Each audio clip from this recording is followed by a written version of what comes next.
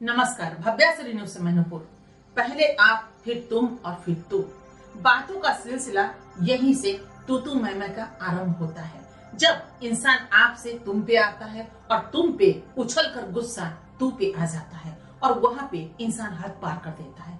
और हद तब दोनों तरफ से बढ़ जाती है जब सामने वाला एक सही होता है और एक गलत होता है। हम अपनी बात मनवाना चाहते हैं, वो अपनी बात मनवाना चाहते और कोई कहीं पे थमने का नाम नहीं लेता, रुकने का नाम नहीं लेता। जैसे लोग सड़कों पे चलते हैं तो सामने से अगर गाड़ी आती है तो खुद के बचाव में या तो ठहर जाते हैं या फिर साइड लेते हैं, या फिर रेलवे क्रॉसिंग पार करते समय भी हम इधर और उधर देखते हैं और या तो वहां ठहर जाते हैं, रेल को क्रॉस करने देते हैं, फिर वहां पे अपनी गति को हम आगे बढ़ाते हैं। और नहीं तो देखते हैं कि गाड़ी दूर में है, चलिए हमारा यहाँ बचाव है और हम यहाँ पार कर सकते हैं, उसके बाद हम पार करते हैं। ऐसी निजी जिंदगी में क्यों नहीं होता? हमारे घर में, समाज में या फिर देश में ऐसा क्यों नहीं होता? क्यों नहीं हो रहा है? जो लोग यहाँ लड़ने पे आतुर हो जाते हैं और कानून को अपने हाथ में ले लेते हैं। हमारी आंखों से कोई दिन ऐसा नहीं गुजरता है जब हत्या का मामला सामने न हो और हम हत्या के मामले से वाकिफ न हो। हम बात कर रहे हैं दिल्ली साउथ के महरौली इलाके के फ्रीडम फाइटर कॉलोनी के हरिजन बस्ती की, जहां एक व्यक्ति ने अपनी पत्नी को 8 बार चाकू से वार करके फरार हो गया और उसके बाद घटना स्थल पे पुलिस पहुंचती है और उस पत्नी को लेकर के अस्पताल जब पहुंचती है तो कुछ ही देर में डॉक्टर उन्हें मृत घोषित कर देते हैं। वो महिला का नाम रेनू है और उसकी उम्र मात्र 28 साल की है। उस 28 साल की महिला की विवाह कुछ ही साल पहले हुई थी और इनके पति का नाम है धर्मेंद्र कुमार। धर्मेंद्र कुमार पत्नी को मार करके वहां से फरार हो जाते हैं और अभी पुलिस तहकीकात में लगी है कि धर्मेंद्र को किस तरह पकड़ा जाए और उसके पूछा जाए कि आके पत्नी के साथ ऐसा व्यवहार उसने क्यों किया, कानून को क्यों हाथ में लिया। मानते हैं हर घर में पति पत्नी से विवाद होता है, लड़ाई झगड़ा होता है, भाई बहन में होता है, समाज में होता है। इसका मतलब ये नहीं कि हम कानून को हाथ में ले जाएं। अगर आपको नहीं बन रहा है या बनाने की आप कोशिश कर रहे हैं, एक अंजाम तक कोशिश कीजिए कि उस पड़ाव तक हम मना ही ले अपने लाइफ पार्टनर को या फिर जो आपके कोई भी घर के सदस्य हो, वो माँ पिता हो, सास ससुर हो, भाई बहन हो या नंद हो या जेठ जेठानी हो, कोई भी हो, परिवार के यही लोग होते हैं या फिर समाज के यही लोग होते हैं, मित्र मंडली होते हैं। कोशिश कीजिए कि रिश्ते टूटे नहीं, लेकिन जहाँ आपके पास ये विवेक होना चाहिए कि जहां आपको ऐसा लगता हो कि नहीं, ये दोस्ती का जो रिश्ता था टूट चुका है और इसे पाट पाना या फिर इसे बर्दाश्त कर पाना या फिर इसे दूर तक ले जाना आपके लिए संभव नहीं हो, तो कानून को कभी भी हाथ में मत लीजिए। अच्छा होगा कि आप साइड ले लीजिए, उनसे बिल्कुल अलग रहिए। एक घर में भी एक छत के नीचे रहा जा सकता है, बात मत कीजिए और उस तरह जिंदगी को गुजारने की कोशिश कीजिए। अगर एक छत से भी मामला नहीं हो तो फिर बहुत सारे छत ऐसे मिले हैं, या तो आप अलग हो जाइए और नहीं तो टेबल टॉक कर करके उस तरह की परिस्थिति को एक अंजाम दे दीजिए ताकि आप लोग बिल्कुल अलग हो। आज पति पत्नी का भी मामला उछाल ले रहा है, जहाँ तलाक बना है ना, कोर्ट तो है, कोर्ट से तलाक मिल जाती है और मन का भी एक कोर्ट है जहाँ से आप तलाक ले सकते हैं। इसमें जरूरी नहीं कि अपनी पत्नी को मार दिया जाए या फिर पति को मार दिया जाए या परिवार के किसी सदस्य को मार दिया जाए।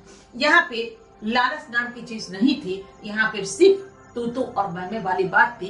तू मैमे से अक्सर दोनों में लड़ाई हुआ करती थी और उसके बाद ऐसा बात बढ़ा कि पति चाकू निकाल करके और पत्नी को 8 बार वार करता चला गया और उसके बाद वहां से फरार हो गया। जब उसे लगा हम पकड़े जाएंगे, क्योंकि विवेक आता है, ऐसा नहीं कि विवेक खो जाता है, विवेक तो उस समय होता है जब इंसान गुस्से में हद पार कर जाता है तो उसे कुछ नहीं सोचता और सोचता है कि तुम मुझसे मुंह लगा रही हो, तुमको तो यहीं के यहीं हम देख लेंगे, और वहीं पे अपनी शक्ति का प्रदर्शन करता है और एक महिला को कमजोर मान करके उसे वार करता चला जाता है। और वार करने के बाद जब ये विवेक आता है उसके मन में कि अरे ये क्या कर दी, अब तो पुलिस आएगी और हम पकड़े जाएंगे, तो डर से वो फरार हो जाता है। क्या वो फरार हो पाएगा?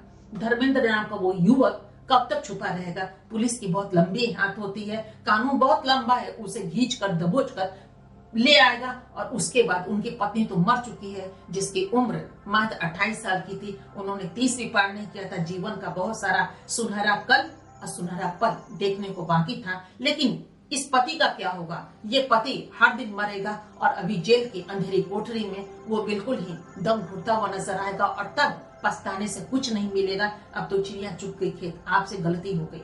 क्यों नहीं इस गलती को सुधारने का लोग काम करते हैं। गलती अगर होने वाली हो पहले ही ठहर जाइए, पहले ही उस अंजाम को क्यों नहीं देखते हैं। आए दिन ऐसी घटना हमारी आंखों के सामने से गुजरती चली जाती है, देखते हैं और सोचने पर मन मजबूर होता है कि क्या हमारा समाज है। लेकिन दूसरी तरफ अगर हम देखते हैं तो देखते हैं प्रवृत्ति, राक्षसी प्रवृत्ति का इंसान को नहीं होना चाहिए। इंसान को सदैव सात्विक प्रवृत्ति का होना चाहिए, क्योंकि अच्छी अच्छी बुक्स पढ़ेंगे तो अच्छी अच्छी बुद्धि आएगी, अच्छी अच्छी चीज देखेंगे तो मन भी अच्छा होगा, खुशनुमा वातावरण होगा, सब कुछ होगा, घर में शांति कायम होगी। लेकिन यहाँ पे क्या, हर दिन मोबाइल हाथ में है, हर दिन क्रांति है, सीरियल है तो उसमें क्रांति है, पिक्चर है तो उसमें क्रांति है। यानी क्रांति वो क्रांति नहीं जो देश की आजादी के विषय में हम देखते हैं, उसमें कुछ एक हौसला बुलंद होता है और लगता है नहीं हमने आजादी ऐसे पाई है और अपने देश को हमको ऐसे सुरक्षित रखना है। ये बातें कहाँ आती है, यही बातें तो एक घर में भी होती है, जहाँ एक घर को हम देश मान करके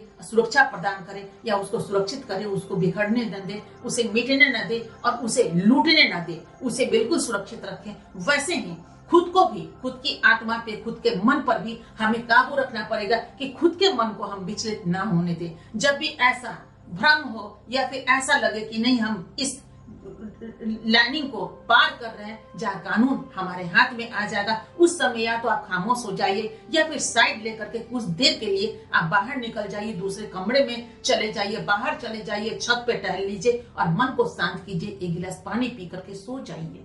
ये तो कर ही सकते हैं, ये अपने हाथ की चीज है। ऐसा नहीं हो सकता कि इंसान बेकाबू हो जाता है।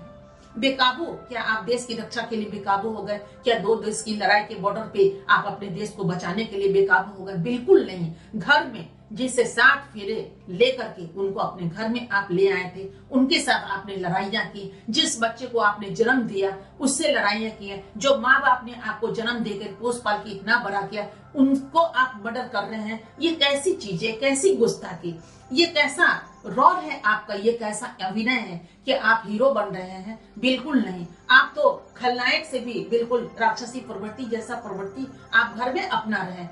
बचाव कहाँ है? घर के लोगों से, बाहर के लोगों से तो इंसान बचा लेता है, चलिए किवाड़ बंद करके सो जाता है कि चलो किवाड़ बंद कर लिया, बाहर वाला जब भी आएगा डोरबेल बजाकर आएगा, हम खोलेंगे, तो कुछ ऐसा वो सुरक्षा का किवाड़ बंद कर लेता है। लेकिन घर में कौन सा किवाड़ बना है जिसको हम बंद कर सकते हैं अपनों से?